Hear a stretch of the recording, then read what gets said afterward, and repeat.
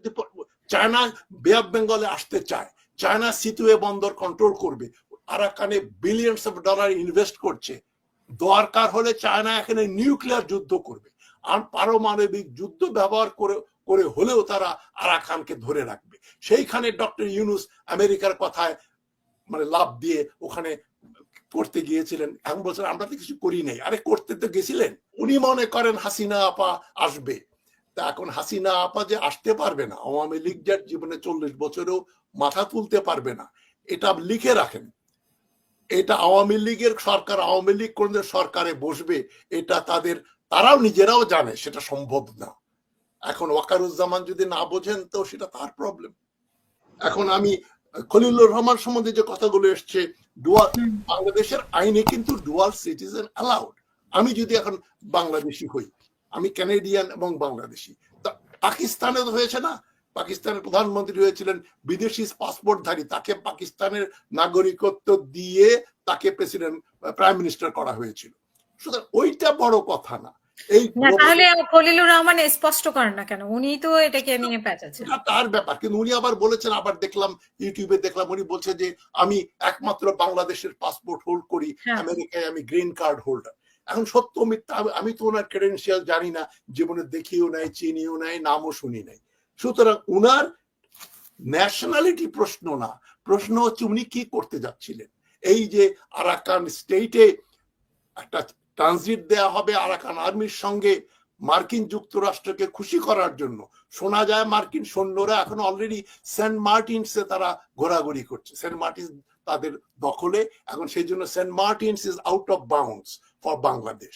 এটা তো মারাত্মক ব্যাপার, অতি অতি জঘন্য ব্যাপার, অতি বিস্ময়কর এবং খুবই আমাদের জন্য অনেক বিচলিত হওয়ার মতো ব্যাপার। তো এখন আরাকান আমরা দেব আমেরিকাকে, চায়না বসে বসে আঙ্গুল চুষবে আর মিয়ানমার বসে বসে আঙ্গুল চুষবে। মিয়ানমারের আর্মি ইচ্ছা করলে 48 ঘন্টা বা 72 ঘন্টার ভেতরে পুরো চিটাগং ডিভিশন কেটে তারা বাংলাদেশ থেকে বিচ্ছিন্ন করে ফেলতে পারে। চায়নার আশীর্বাদে মিয়ানমারের যে সেনাবাহিনী, সেটাকে বাংলাদেশের অস্ত্র শস্ত্র নেই, গোলা বারুদ নেই, টর্পেডো নাই, বিমানে মিসাইল নাই, একটা ঢাল নাই, তলোয়ার নাই, নিধিরাম সর্দার। তারা শুধু সিভিলিয়ান বাংলাদেশি লোককে হত্যা করতে পারে, মিয়ানমারের সঙ্গে টিকতে পারবে না। চায়না বে অফ বেঙ্গলে আসতে চায়, চায়না সিতুয়ে বন্দর কন্ট্রোল করবে, আরাকানে বিলিয়নস অফ ডলার ইনভেস্ট করছে, দরকার হলে চায়না এখানে নিউক্লিয়ার যুদ্ধ করবে, আর পারমাণবিক যুদ্ধ ব্যবহার করে হলেও তারা আরাকানকে ধরে রাখবে। সেইখানে ডক্টর ইউনুস আমেরিকার কথায় মানে লাভ দিয়ে ওখানে করতে গিয়েছিলেন, এখন বলছেন আমরা তো কিছু করি নাই। আরে করতে তো গেছিলেন, আপনারা এই কথাবার্তাগুলো বলেছেন, আমরা এটার প্রতিবাদ করেছি, এবং আমি খুবই সোচ্চার ছিলাম ডে ওয়ান থেকে যে এই ট্রানজিট আমরা আমেরিকাকে দেব না। উনি জাতীয় ইও বোঝেন না, ন্যাশনাল সিকিউরিটিও বোঝেন না, উনি একজন ন্যাশনাল সিকিউরিটি অ্যাডভাইজার বানিয়েছেন। আপনাদের হয়তো মনে আছে আমি অন্তত 50 বার বলেছি বারবার আমাদের সভরেন্টির জন্য ন্যাশনাল সিকিউরিটি অ্যাডভাইজার লাগবে। আমার কথা শুনে উনি করেছেন তা আমি বলছি না, কিন্তু আমি কিন্তু একমাত্র বারবার আমি আমার চ্যানেলে বলেছি, কাকতালীয় ঘটনাও হতে পারে, উনি আমার কথা শুনেও করে থাকতে পারেন। খলিলুর রহমান যাকে করেছেন, উনার ন্যাশনালিটি পাসপোর্ট কোন দেশের আরেকটা দেশের পাসপোর্ট আছে কিনা এটা বড় ব্যাপার না। বাংলাদেশে বহু মন্ত্রী, বহু এমপি আছে ডুয়াল সিটিজেন, ওটা কোনো ওনার উদ্দেশ্যটা ঠিক না, মানে ওনার যে কাজটা করেছেন সেটা ঠিক না।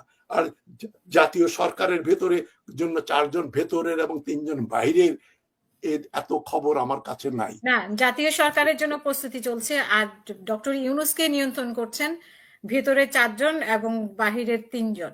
আমি দুটোর কোনো খবরই জানি না, এটা আমার কাছে নিউজ। আরেকটা জিনিস যে সেনা প্রধান হঠাৎ করে এই ধরনের বক্তব্য কেন রাখলেন? উনি গত পরশুদিন যেটা বলেছেন, উনি কি চাচ্ছেন?